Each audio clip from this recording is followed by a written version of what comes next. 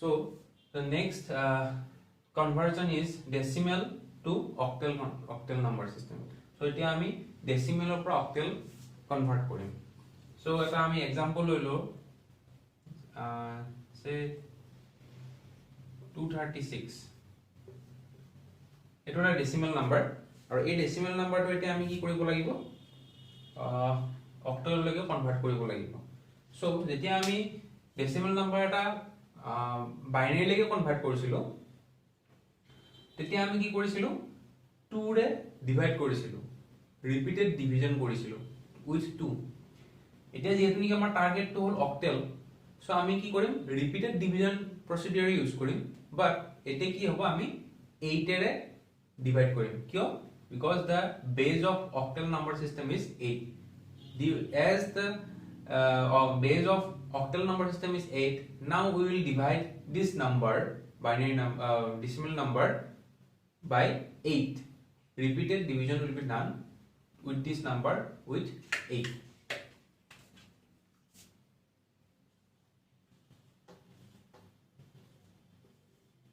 so 8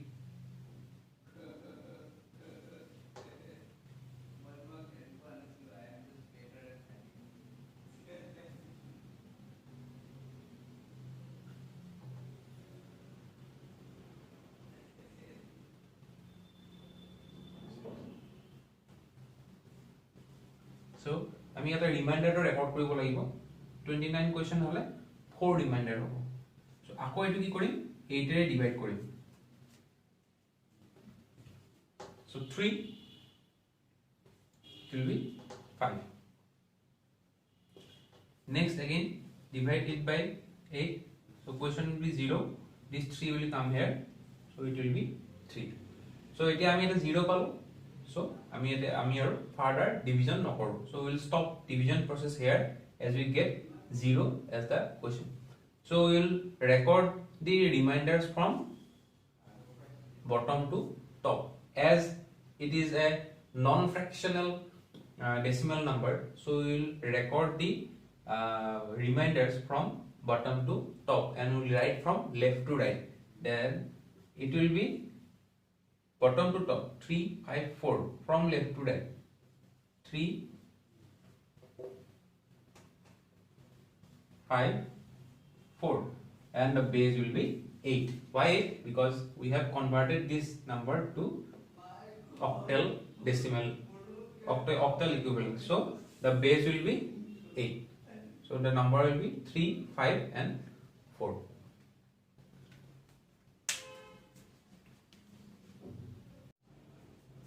so আমি just শিকিলো যে কেনেকৈ এটা নন ফ্ৰেকশনাল ডেসিমেল নাম্বাৰ অক্টেল লৈকে কনভাৰ্ট কৰে now we will learn how to convert the fractional decimal number to equivalent binary equivalent octal so আমি এতিয়া আমি এই যেটো এটো এটা হল fractional decimal number এটো আমি কনভাৰ্ট কৰিম অক্টেল লৈকে so আমি বাইনাৰি ক্ষেত্ৰত কি কৰিছিলো যেতিয়া আমি ফ্ৰেকশনাল ডেসিমেল নাম্বাৰ বোৰ বাইনাৰি লে কনভাৰ্ট কৰো আমি কি কৰো নাম্বাৰটো 2 ৰে ৰিপিটেড মাল্টিপ্লাই কৰো so ইয়াতে আমি কি কৰিম সেম প্ৰসিডিউৰ ইউজ কৰিম আমি ৰিপিটেড মাল্টিপ্লিকেশনে ইউজ কৰিম কিন্তু আমি এতিয়া মাল্টিপ্লাই কিহে কৰিম 8 ৰে কৰিম because the now we are converting to octal means 8 so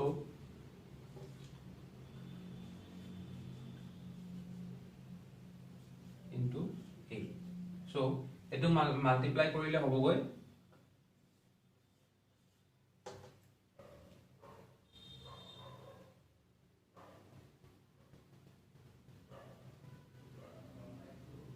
3 so decimal point or left side is 3 so you will take it out 3 so we will take it out and now all zeros are there after the decimal point so no need to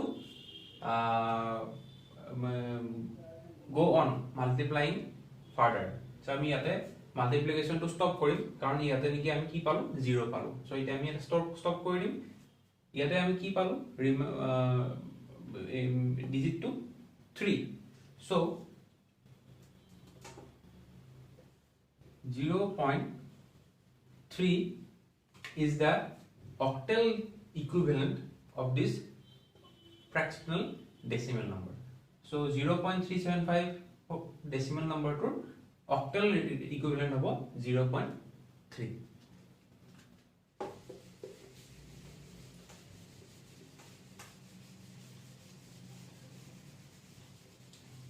So আমি এটা যদি সম্পূৰ্ণ example এটা লৈ লওঁ এইমাত্ৰ ওলাইছিলো আমি 236.375 say this is the decimal number. So ইয়াৰে আমি কি কৰিম এতিয়া octal equivalent to উলাম. So decimal pointer left side ৰ খিনি বেলেগকৈ উলাব লাগিব decimal pointer right side ৰ খিনি বেলেগকৈ উলাব লাগিব. So আমি প্ৰথমতে left side ৰ খিনি উলাই লওঁ 236 এটো আমি 8 এৰে ডিভাইড কৰিব লাগিব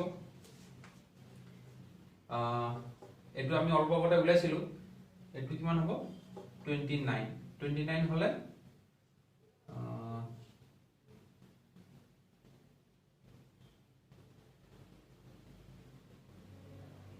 76 4 আকৌ 8 এৰে ডিভাইড কৰিম 3 that is 5 and again we will divide it by 8 it will be 0 it will be 3 so this one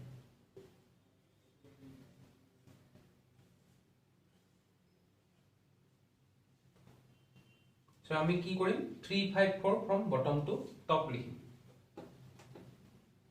354 ইয়াতে আমি ডেসিমেল পয়েন্ট দিম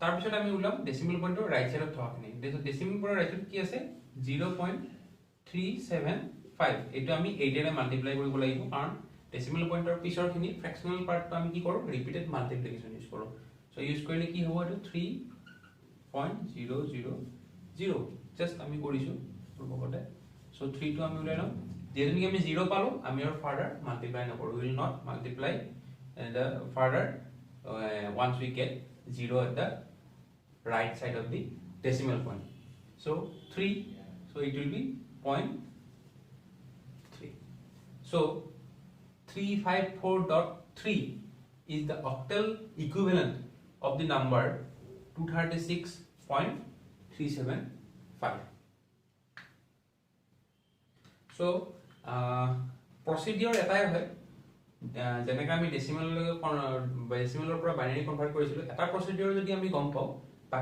বাকিখিনি কনভাৰ্জন আমাৰ কাৰণে ইজি হৈ যায় সো তোমালোকে এইখিনি বস্তু ভালদৰে বুজি পাইছা I think all of you have understood this যদি কিবা নুবুজা আছে তেনেহলে আমাৰ ওয়েবসাইটত গৈ আমালকে কোৱেশ্চনবোৰ তোমালোকে সাবমিট কৰিব পাৰিবা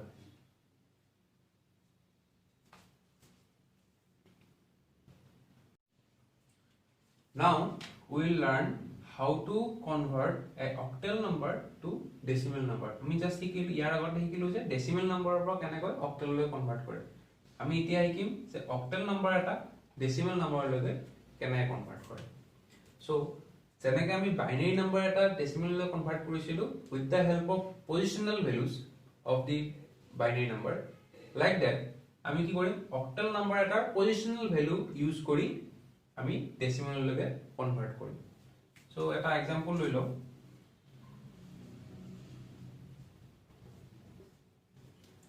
say this is a octal number এটো এটা octal number 24188 লিখিছো মানে base two 8 this is a octal number so octal number system তো এটা পজিশনাল ভ্যালু সিস্টেম সো আমি ইয়াৰে প্ৰত্যেকটো ডিজিটৰে কি কৰিব পাৰো এটা পজিশন দিব পাৰো সো এটা non fractional number So non-fractional number হলে আমি পজিশনবোৰ কি কৰিম ৰাইটৰ পৰা লেফটৰ লৈকে লিখিম আৰু এটো কি হ'ব to the power 8 the position values will start from 0 and it will be 2 to the power 8 to the power 8 so all will be to the power 8 and the power will start from 0 1 2 ঠিক তেনেদৰে আমি যেনেকৈ binary কৰিছিলো কেনে কি কৰিম এতিয়া we have to sum the multiplication of digit with its positional values So first we have to multiply 2 with its positional value, that is 8 square. Add korilu, next to ase ki 4 into yar positional value 8 to the power 1 multiply korilu, plus next to ki ase 1 into 8 to the power 0. So solve korile ki hobo,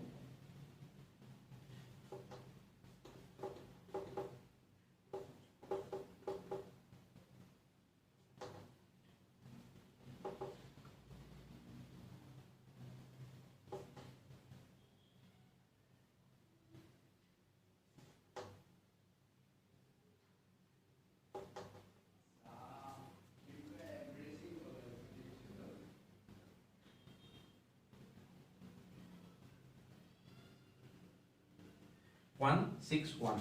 So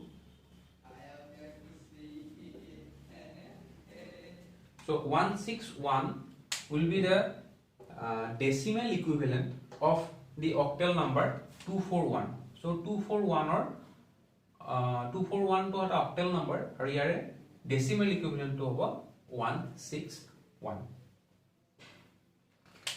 ठीक तेनदरे आमी fractional octal number और decimal equivalent उलाब Paro. Say eta example lo. Let's take one example to convert a fractional octal number to its equivalent decimal number. Say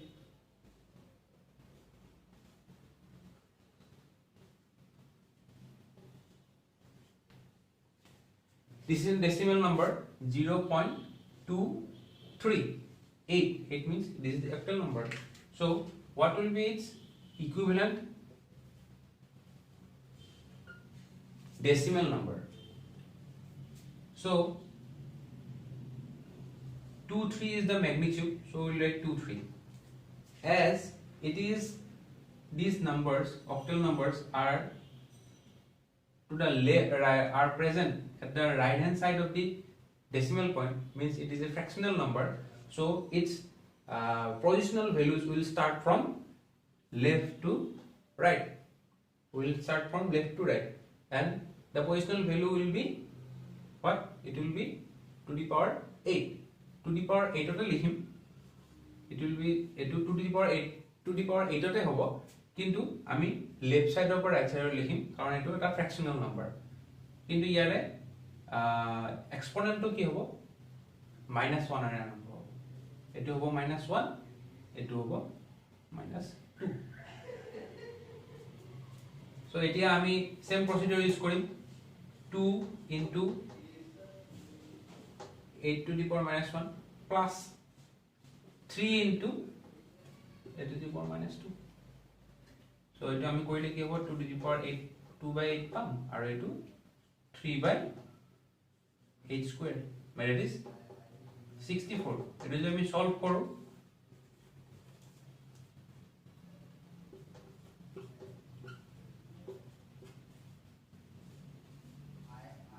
(19/64).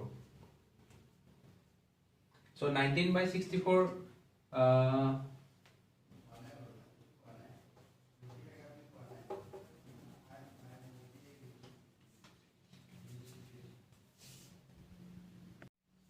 so 19/64 is 0.296.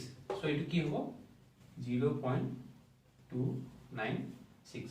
So 0.296 is the decimal equivalent of the octal number 0.23.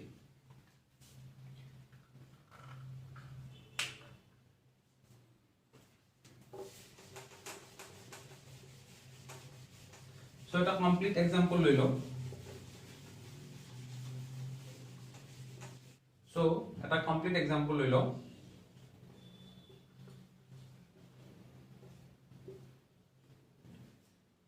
So we have to convert 23.22, which is an octal number, to its equivalent decimal number. So প্রথমতে আমি লিখিলাম গোটেইখিনি 2322 ইয়াত এটা decimal point আছে। So এটো decimal পয়েন্টৰ left সাইডৰ খিনি আমি কি লিখিম 8 to the power 0 and 8 to the power 1. Our right side of name 8 to the power minus 1 and 8 to the power minus 2. So just apply example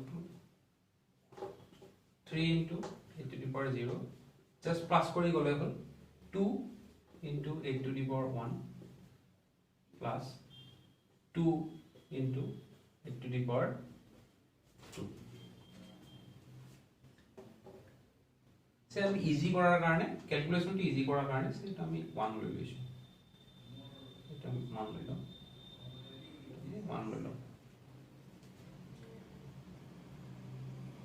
so এতিয়া এটো কি হ'ব this will be 16 plus this will be 3 8 to the power 0 means 1 1 into 3 means 3 this will be 2 by 8 plus this will be 1 by 64. So if we write then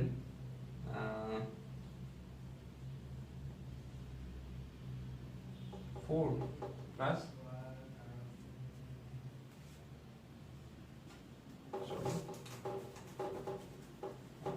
it will be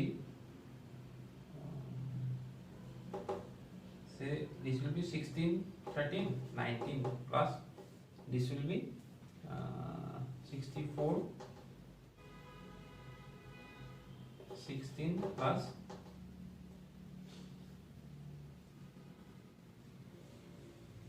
16 plus